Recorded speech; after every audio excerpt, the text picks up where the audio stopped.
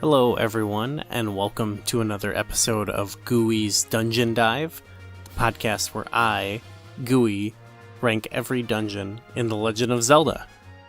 And boy, we're deep into A Link to the Past. We're making our way, we're freeing all the maidens from their crystals, as today we take on the Ice Palace. Now, the Ice Palace, it's found on an island of ice. In the middle of the Dark World version of Lake Hylia.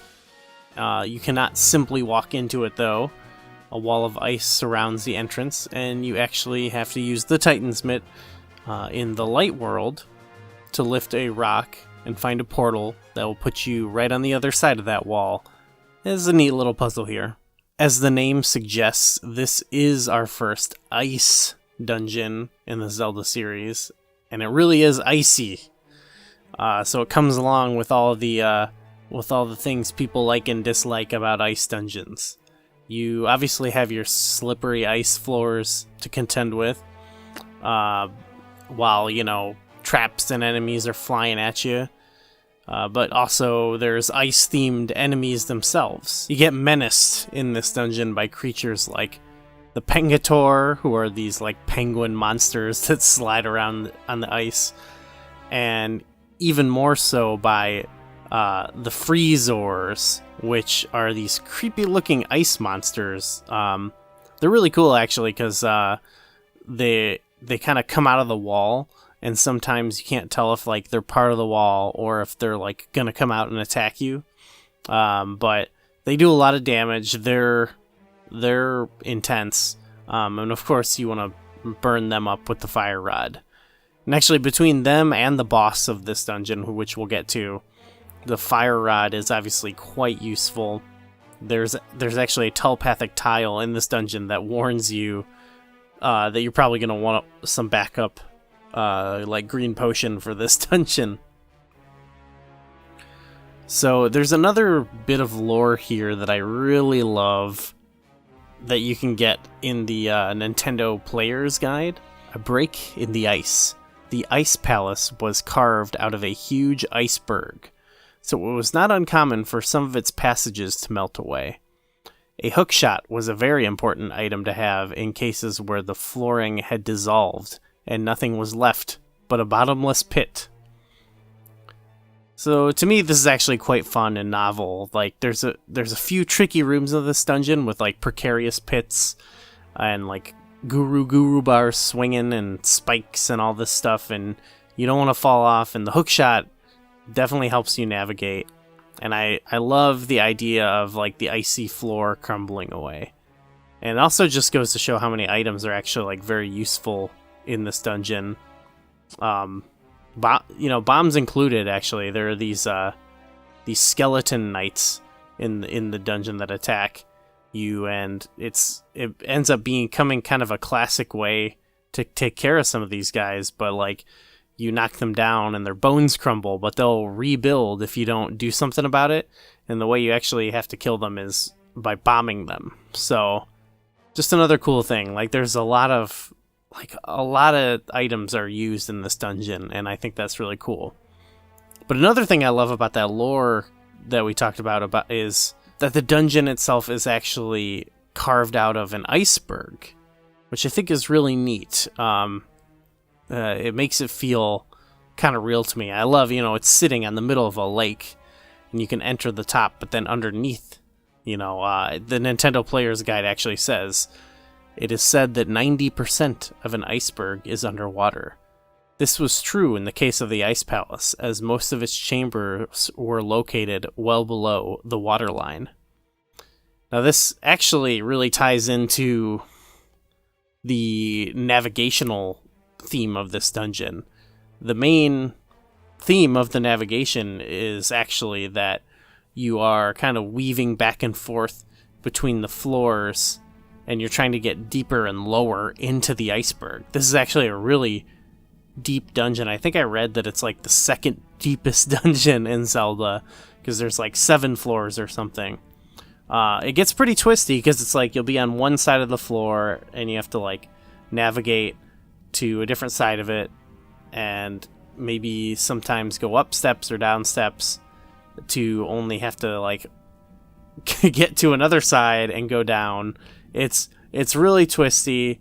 For those who don't know what you're doing, like, you'll probably have to backtrack more than you want to. You know, there's like one-way doors that'll lock in when you go through them and you realize, oh, I didn't want to go this way. There's like a troll room that drops you down onto a lower floor by going into the room and you have to like navigate around again.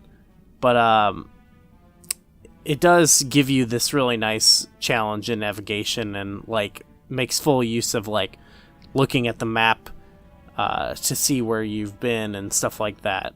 I think the best example of the navigational challenge in this dungeon is shown in what is probably honestly also the most memorable puzzle of the dungeon, which is in the second lowest level of the dungeon, all the way down there. You know, you get all the way down there and you find this switch that'll open a door to progress, but it has to be continually pressed down. So there's something else you got to do here because there's nothing else in the room that you can use to press the switch down. Now, one screen over, there's a crystal switch that will move some blocks in a different room. In fact, a room just above the room with the switch that actually allows you now to push some blocks down from a higher level to push onto the switch. Now, the only problem is that the block you need to push down it's on the other side of the room from where you come up, and due to the crystal switch being hit, it actually is blocking off that side of the room. So because of this, you have to now go in the opposite direction, loop around this floor, climb up to another floor, go to a different room on that floor where you can fall down to a path on the other side of those obstacles that leads back to the room where you can push the block down. So you kind of have to do a big loop, and you can, go the wrong way. And, luckily there's actually a lot of routes that you could take that will lead you back to this room. But it definitely, it's quite tricky, honestly. And the puzzle can actually be a lot easier if you do the dungeon that follows this in numerical order first, by getting its like special dungeon item. But we didn't do this for this sake. We're doing this in numbers order. So it can get tricky.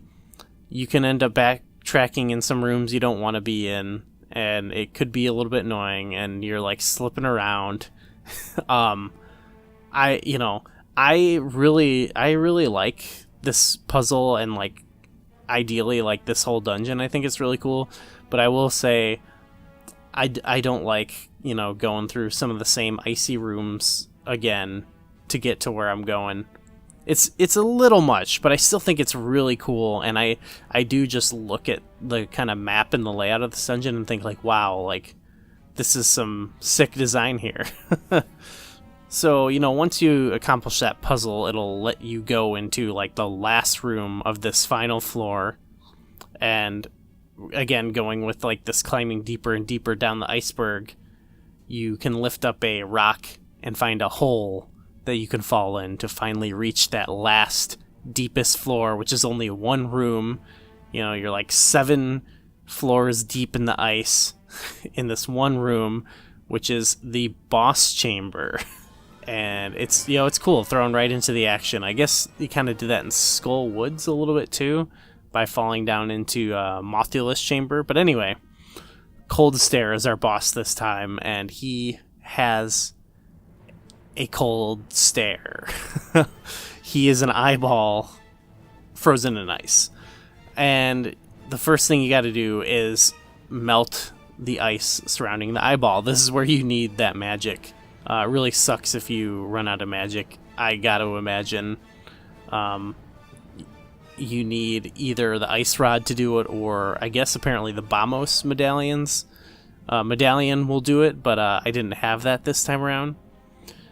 After that, the eyes split into 3 and bounce around, and you can, it's okay if you don't have the ice rod at this point, or like if you ran out of magic at this point, because you can just use your sword.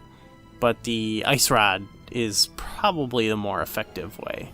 But anyway, this is kind of I think it's a cool classic boss. It obviously sucks if you run out of magic, but I really like it. I generally like pretty much all the bosses in this game, and I think this is a pretty classic one.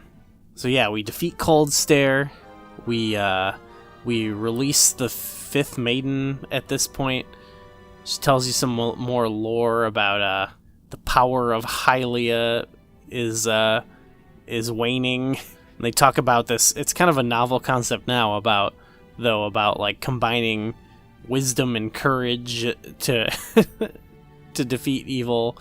And then, gives us a little bit more about this dark world threat that's going to eventually engulf the light world counterpart. So, nothing they're ever telling us is like totally game changing, but it's a lot of little nice tidbits, so I like it. So that will bring us to our ranking, and I think it goes without saying that this is one of the most thematic dungeons in the game. For me, it definitely deserves to be in the top 5 so far. It definitely edges out Thieves Town, though. I like Thieves Town, but I don't know. Everyone knows I love Hyrule Castle, Swamp Palace, Skullwoods, Palace of Darkness, and this playthrough I was endeared more to the Ice Palace than I ever have been. But I will say, I like the ice a little bit less. I find slipping around, and I know that's part of the challenge, but like, it does get annoying. Sometimes this dungeon can be a little bit annoying, but I think it structurally is one of the kind of the coolest dungeons so far. It's, we've had 2 different towers that you climb up and up, but this was really cool to kind of have the opposite of that, of like traveling deeper and deeper and lower below the water level. But that being said, I love Hyrule Castle, and I don't love the Ice Palace. I think it's really cool, but I don't love it. So for me, it's gonna sit right at number 5, which I think is a great spot. I think this top 5 here is looking really good for me. Like, these are some incredible dungeons. So we'll see, where that leads us next week. We only have a couple dungeons left, so it'll be interesting to see how this shakes out. Anyway, thanks for watching, everybody. If you liked the video, give it a like and subscribe, and share with your Zelda friends. Share your rankings, of course. And yeah, we'll see you next week.